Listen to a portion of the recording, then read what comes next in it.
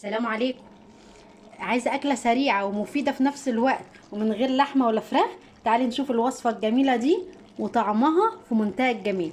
تعالوا نشوف مقاديرنا وعملناها بكل سهوله ازاي. محتاره تعملي غدا ايه وما عندكيش حاجه في التلاجة؟ طلعي كيس مكرونه واي نوع خضار عندك فلفل الوان، طماطم، اي خضار، وتعالي نشوف الوصفه الجميله دي.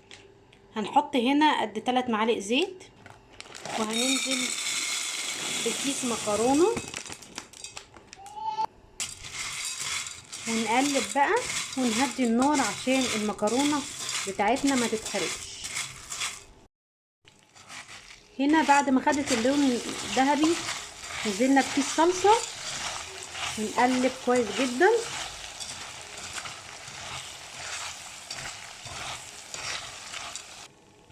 شايفين اللون؟ اللهم بارك. هتنزلي بقى ايه بالطماطم والفلفل، حابه تضيفي فلفل الوان هيبقى تحفه برضو جدا وهيدي طعم وتست حلو قوي. هنقلب زي ما انتوا شايفين الريحه ابتدت تطلع حلوه جدا. يلا بقى عشان ننزل بالتوابل، مش هنكتر توابل عشان ما تغيرش طعمها. هنحط ايه ملح وفلفل اسود وكمون. هنا زي ما قلت لكم نزلنا بالتوابل، ميه مغليه بقى،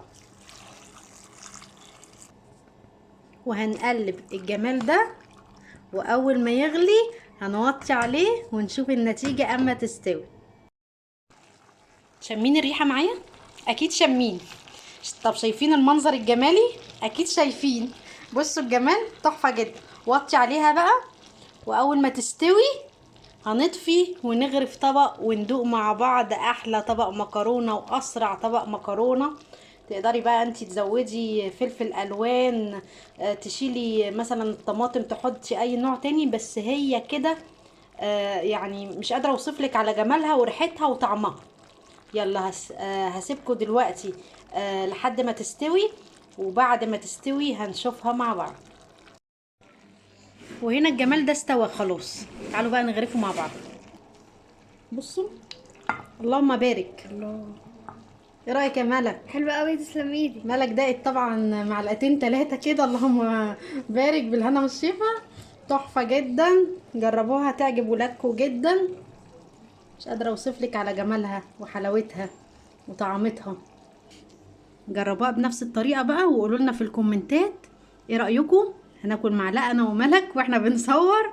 قولوا لنا ايه رايكم. وان شاء الله تعجبكم وتنول اعجابكم. بس ما تنسوناش باللايك والشير للقناه وتفعيل الجرس عشان يوصلك كل جديد. والسلام عليكم ورحمة الله وبركاته.